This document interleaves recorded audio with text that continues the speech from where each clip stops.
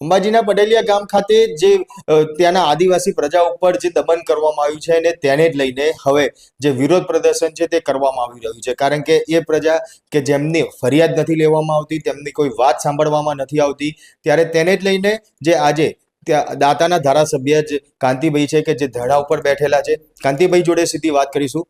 કાંતિભાઈ, ધરણાનો કાર્યક્રમ રાખવામાં આવ્યો છે, ખાસ મુદ્દાઓ શું રહેશે અને મોટી સંખ્યામાં લોકો હાજર રહેવાની વાત છે, કેટલા લોકો હાજર રહેશે?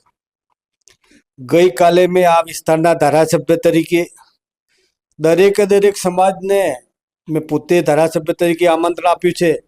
પોતાનું છે સ્વયંભૂ રીતે આવો, બધા સાથ સહકાર આપો. અમીરગઢ તાલુકો હોય, દોતા હોય, પોશીના હોય, હડાદ હોય કે ખેડબ્રહ્મા હોય, અંબાજીથી માંડીને ઉમરગામ સુધી જે વસતા આદિવાસીઓને ધારાસભ્ય તરીકે મેં ગઈકાલે આમંત્રણ આપ્યું હતું. એના અનુસંધાને આજે અમે અહીંયા પ્રાંત ઓફિસે બેઠા છીએ.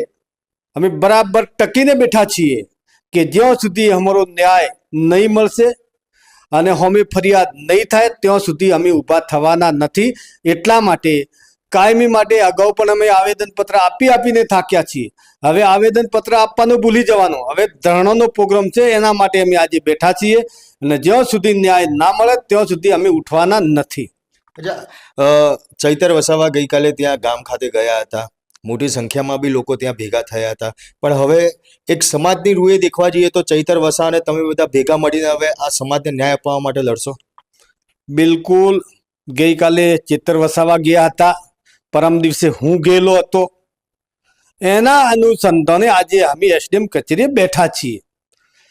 આ એક દરેક સમાજ આદિવાસી સમાજ છે. આદિવાસી સમાજ એકલી નહીં, મેં 18 વર્ષનું આમંત્રણ આપ્યું હતું. એના અનુસંધાને એકલા આદિવાસી નહીં પણ અંબાજી કોરેમોરે વસતા તમામ સમાજને હેરાન કર્યા છે.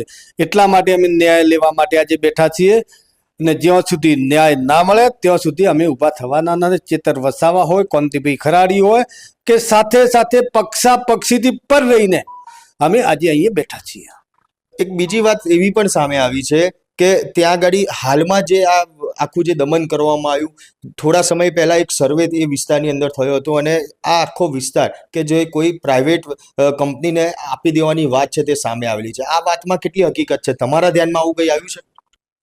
એના અનુસંધાનમાં પણ અમે પહેલા આવેદનપત્ર આપી ચૂક્યા છીએ, પણ સરકાર જાણી જોઈને આદિવાસીઓને 18 વર્ષને અહીંથી હેરાન કરવા માંગે છે અને આ વર્ષોથી પેઢીઓથી વસતા 18 વર્ષને તગડી કાઢવા માટે આ સરકારનું ષડયંત્ર છે અને સરકારને આ વિસ્તારમાં વસતા 18 વર્ષને કાઢી મૂકવા છે અને ઉદ્યોગપતિઓને લાવવાના છે, સરકારના ફોલ્ડીઓને લાવવા માંગે છે.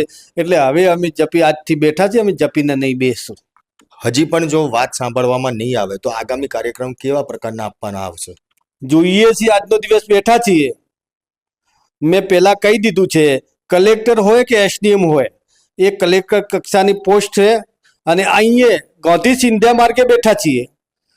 નહીં આપશે તો કલેક્ટર ઓફિસ, કલેક્ટર નહીં મળશે તો ભવિષ્યની અંદર અમને કોઈ શરમ આવે નહીં. અમે દોતાથી ગાંધીનગર જતા કોઈ શરમ આવે નહીં, પણ અમે અમારો 18 વર્ષનો હક અધિકાર છે એ અમારો ન્યાય લઈને જ જંપીશું, બાકી જપશું નહીં. તો બિલકુલ આ હતા ધારાસભ્ય કાંતિભાઈ ખરાડી કે જેમનું કહેવું છે કે જ્યાં સુધી ન્યાય નહીં મળે ત્યાં સુધી આ ધરણાનો કાર્યક્રમ બંધ કરવામાં નહીં આવે અને જો જરૂર લાગશે તો દાંતાથી લઈને ગાંધીનગર સુધી પણ જવામાં ક્યાંય અચકાશે નહીં. ત્યારે આ જ બાબતને લઈને આપનું શું માનવું છે કોમેન્ટ બોક્સમાં જરૂરથી જણાવજો. સાથે જ અમારી લલકાર ન્યૂઝ ચેનલને લાઇક, શેર અને સબસ્ક્રાઇબ કરવાનું ભૂલશો નહીં. આભાર. આપના પોતાના પ્લેટફોર્મ લલકારને લાઇક કરો, ફોલો કરો, સબસ્ક્રાઇબ કરો અને શેર કરો.